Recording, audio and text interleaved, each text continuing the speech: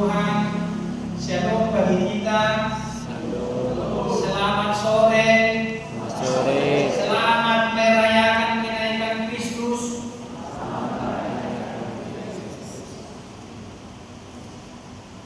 Muliakan nama Kristus dalam kehidupan. Amin.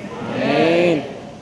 Bapak, Ibu, saudara-saudara yang dikasihi Tuhan, apa kabar buat kita semua? Selalu ada sukacita. Amin. Si Toplo selalu ada sukacita. Ada yang murni, cemberut. Ada yang cemberut. Ada yang kecewa. Ada yang baru menangis. Ada yang baru mengecewakan. Siapa itu? Oh, kita. Bapak, Ibu, saudara-saudara yang dikasihi Tuhan, hari ini kita merayakan kelahiran Tuhan Yesus Kristus. Apa maknanya bagi kita? Sebab pada umumnya ketika kita merayakan kenaikan Tuhan Yesus Kristus, selalu firman Tuhan kalau tidak salah dari Lukas atau dari kitab Lukas yang lain, yaitu Kisah Para Rasul. Siapa lagi kita tunjukkan yang menuliskan tentang kenaikan Tuhan Yesus ke sorga? Coba, siapa yang tahu? Kitab mana lagi yang menceritakan Yesus naik ke sorga? Kitab Markus. Nah, apapun itu biasanya selalu dikutip dari sana. Tetapi hari ini sepertinya berbeda. Bukan tentang histori Yesus itu naik ke sorga.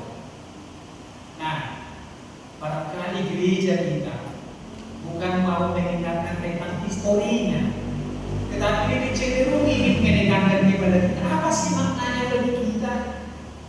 Apa artinya kenaikan Yesus itu bagi kita, bagimu, bagi saya, bagi kita semua? Apa maknanya? Setan kita menurut Yohanes pasal 14 ayat 3. Coba buka Yohanes pasal 14 ayat 3. Dibuka Alkitabnya. Yohanes 14 ayat 3 disebutkan di sana bahwa dia ke sorga. Dia naik ke sorga setelah dia menyatakan dirinya 40 hari di bumi ini, di dunia ini bersama-sama dengan para muridnya. 10 kali dia menampakkan dirinya dengan berbagai tanda mujizat.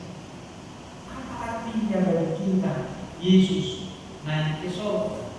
Dalam kitab Yohanes pasal 14 ayat 3, mari kita bersama-sama membukanya. Sudah? Maka itu sudah dibuka? Sudah? Ayo kita bersama-sama. 1, 2, 3 ya.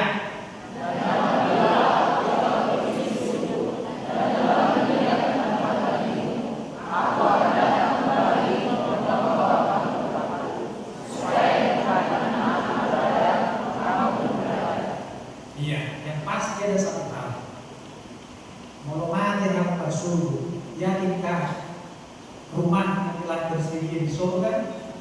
Amin. Yakinkah saudara bahwa tempat telah ada di surga? Amin. Oleh sebab itu jangan terlalu pusing memikirkan tentang geraham atau rumah di bumi. Tentang sesuatu yang kamu miliki, yang kamu dambakan di bumi ini. Demi sempurna dimilikan hari esok di surga.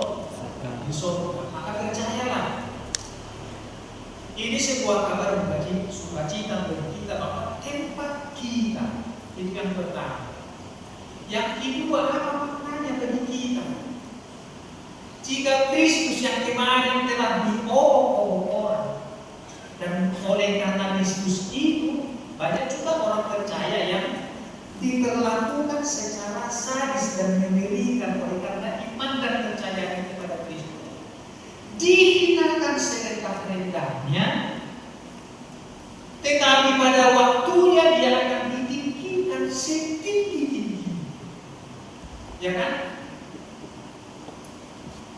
Namun jika kamu menyatu dan percaya kepada dia yang telah ditinggikan itu dan tidak akan pernah kau lepas dari dia, percayalah, apa yang kamu lihat dengan kemuliaan Kristus yang dialunkan itu akan menjadi milikmu.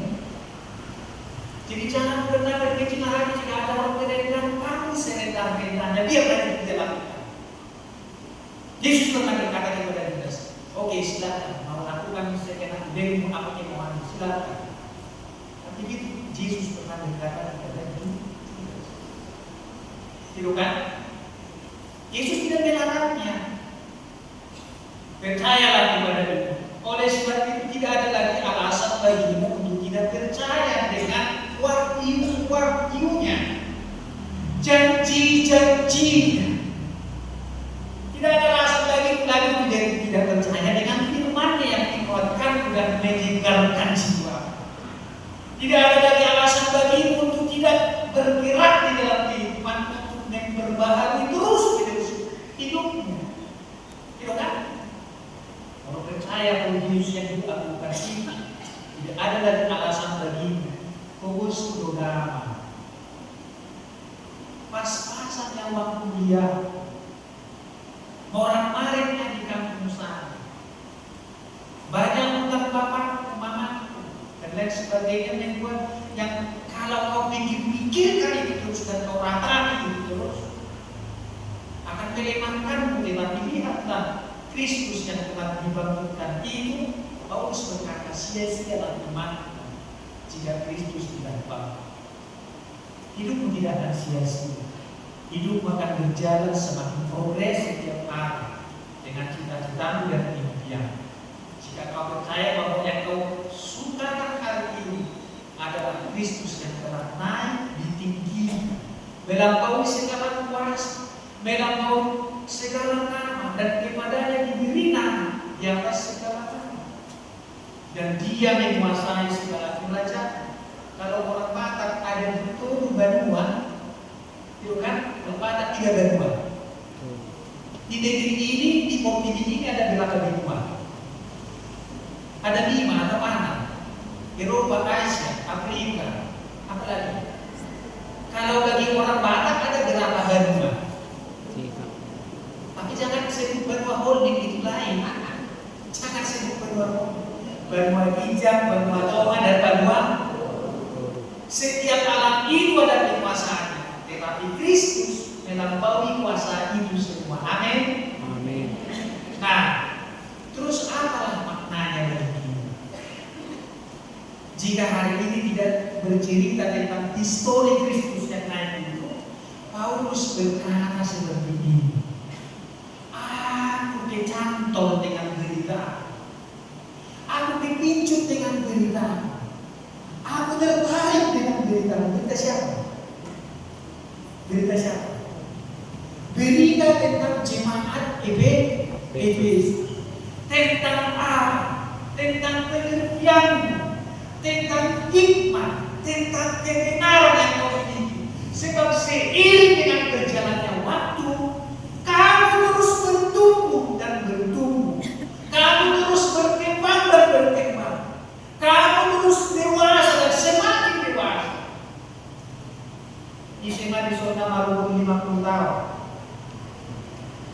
Ada yang berumur 50 tahun, ada yang berumur 60 tahun. Pertanyaan, sesuai umurmu dengan mentalmu?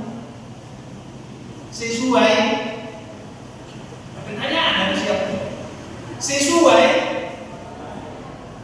Wah, menakutkan. Harapan kita seumpama pertumbuhan seperti pertumbuhan pohon dan atau pertumbuhan seorang batu. Pohon dia akan bertumbuh seiring dengan waktu, dan manusia secara fisik dan tubuh akan terus bertumbuh seiring dengan waktu. Kemarin dia menetek, bentar lagi mungkin manufaktur, kemudian marah atau merangkak. Sebentar lagi dia akan belajar berjalan. Tak ada mencoba, tak ada manusia begitu lagi langsung melompat-lompat, apalagi menari. Aduh, tidak ada kan? Atau tidak ada manusia lain langsung bisa terus berkumis. terus berkata, "Halo you." Gak ada seperti itu. Mulanya berkata terbata-bata. Itu proses yang alami. Dan itulah yang dikehendaki, biarpun proses yang berjalan secara alami, baik fisik, demikian juga mental dan kerohanian orang-orang Efesus hari itu. Aku bersyukur dan terus aku berdoa tentang Bapak Ibu saudara-saudara yang dikasih Tuhan, akan mahasiswa, akan tadi berdoa. Saya secara pribadi senang dan berharap terus lebih beribadah di hadapan Yesus orang. Amin. Gitu kan? Jangan pernah diri yang lain lah. Mau berjanji?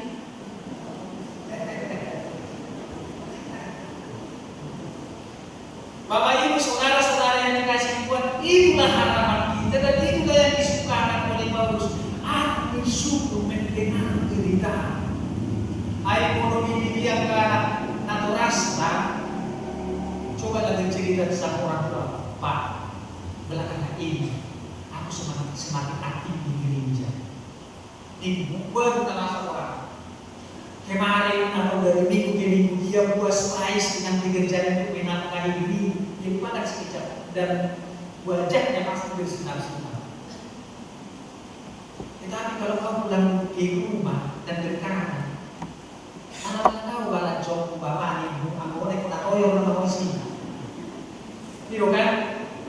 Jika kau buat atau kau ciptakan berita tentang anak semakin bertumbuh, semakin pintar, semakin dewasa, semakin memperoleh pengertian dan hikmah.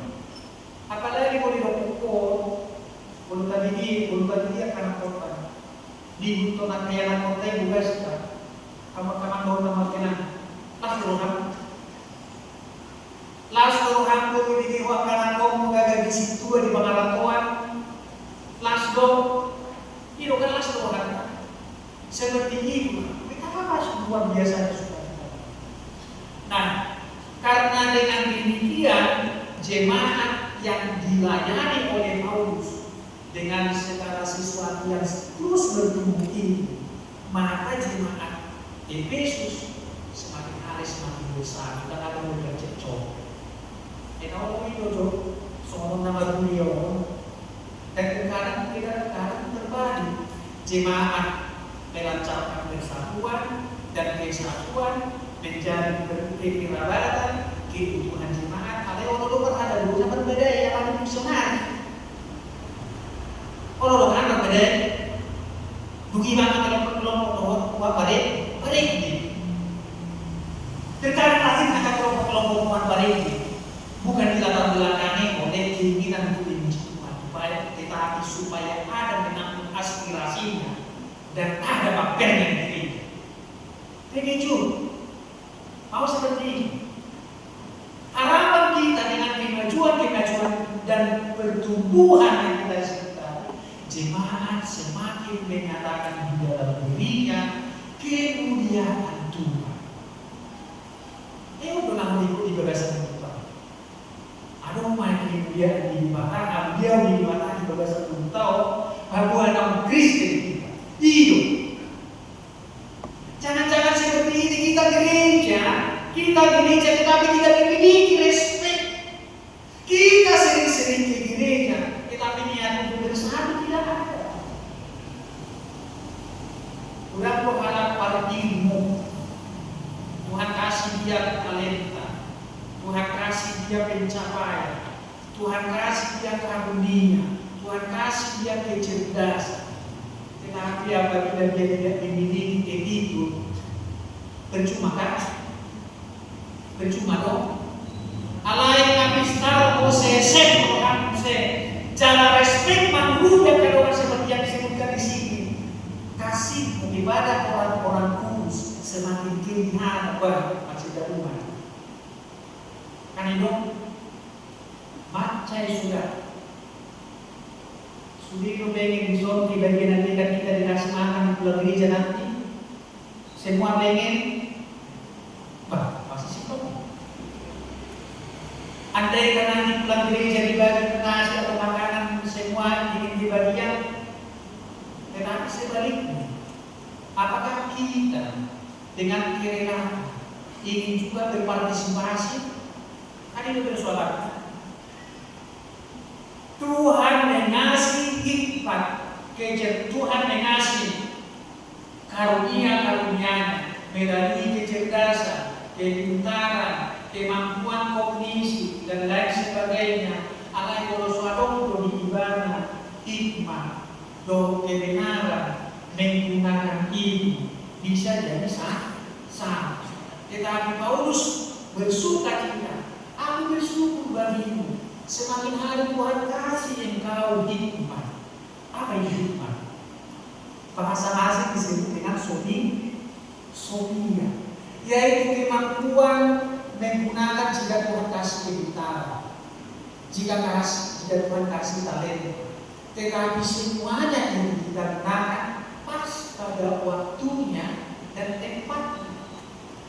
Ayo coba halap bisu dohok bistaan, dohok malo, alai urus pada tepat. Jangan semuanya lagi dia semua. Saya pernah teringat waktu masih di kampus atau di seminar sekolah. Ada kawan kami di sekolah. Peraturan di kampus ini lebih seriusnya melakukan peraturan di luar jam pelajaran daripada suatu jam pelajaran. Kehidupan di rumah setelah keluar jam pelajaran lebih serius. Dan kadang jadi melakukan itu bagaimana? Karena rektornya adalah orang senior. Jika sama guru bisa berkirim, kan itu? Ada yang bodoh kasih itu tak berkirim. Jadi harus mengawasi. Ada pedoman, ada kawan pintar di kelas, tetapi kalau disuruh gotong royong, nah udah nggak berciri. Ngerti berciri? Alasan, buat alasan inilah dan alasan ini. Malu, tadi kan boleh nggak sih kerjaan gotong royong? Kan itu, gurana karena malu dikasih Tuhan karunia bagi kita. Sekarang kepintaran dan karunia itu kadang kita buat merusak. Kepintaran atau talenta atau kebenaran pun kalau itu digunakan pada porsinya dan pada waktunya, apalagi dipasangkan dengan untuk kemudian umat luar biasa.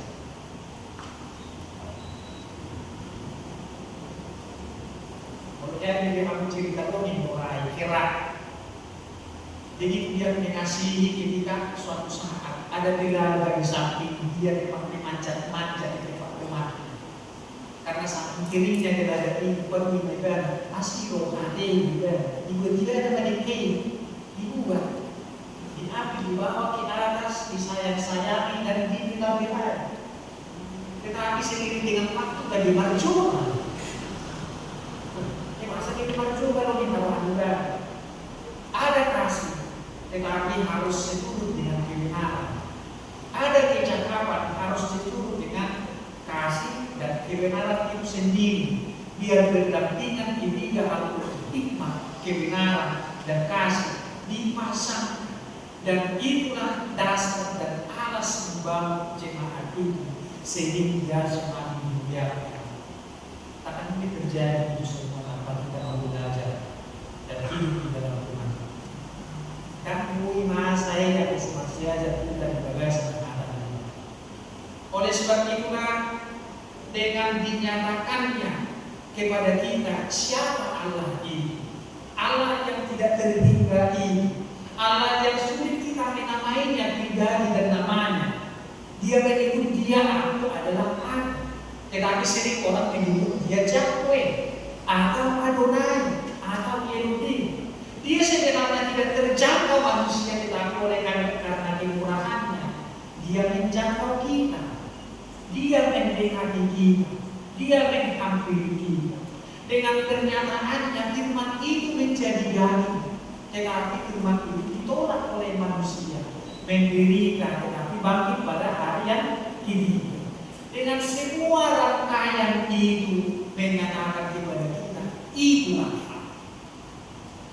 Jadi yang semangat sendiri di Batak, istilah di Batak, ada suku-suku. Di Islam Allah kok, di Kristen Allah kok, kan begitu narasi diksi. tentang Allah kita. Dari rumah halaman kita nanti orang tidak bertanya, sama Allah dengan Allah agama lain? Sama baru rumah sama. Terus kau kutip lagi dengan testimoni orang lain. Bukan satu jalan ke Roma ini musuh kan? Bukan satu jalan ke Roma yang saya atau argumentasi seolah-olah dibenarkan jika ada pertanyaan bahwa Tuhan Allah kita sama dengan Allah lain walaupun penyebutannya sama. Saudara-saudara yang dikasihi Tuhan, dengan segala rangkaian firman yang telah menjadi daging, yang menderita, mati, bangkit kembali, tetapi naik di surga, membuat dan memberi pengertian kepada kita bahwa Allah kita adalah Allah yang ada, bahwa Yesus Kristus yang telah menyatakan diri dan pribadi Allah, melalui Dia kita dapat mengenal Allah sebenar-benar. Kalau karunia begitu, oleh sebab itu bertumbuhlah. Orang terlibat seiring dengan waktu kita makin bertumbuh. Seiring dengan waktu, dengan segala pernyataan buat kita semakin dewasa lagi dalam firman Tuhan. Saya kok pernah seorang cerita, sebuah rumah tangga datang menjumpai seorang pendeta. Pendeta, saya mau minta cerai, pendeta. Kenapa cerai? Pas sekolah dan kami dijadi, pendeta. Jadi orang kita anak pendeta dia tanya ke pendeta ke pasangan yang tadi. Udah berapa tahun kalian berumah tangga? Nah, 10 tahun. Udah berapa anakmu? 4 Indonesia.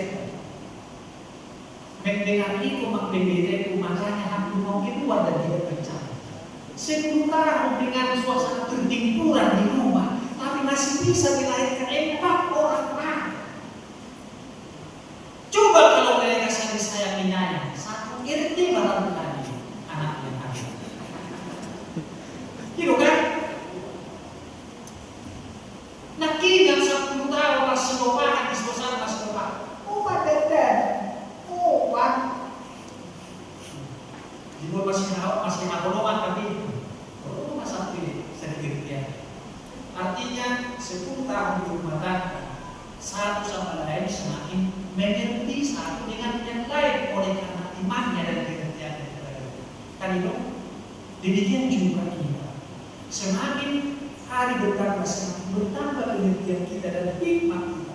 Kebenaran kita juga semakin bertambah. Dan rasa respek kita juga kepada orang-orang kudus semakin bertambah seiring dengan waktu. Nah kalau orang Mesir masih bawa kendaraan, mulai disenggol musawati dan jangan begini.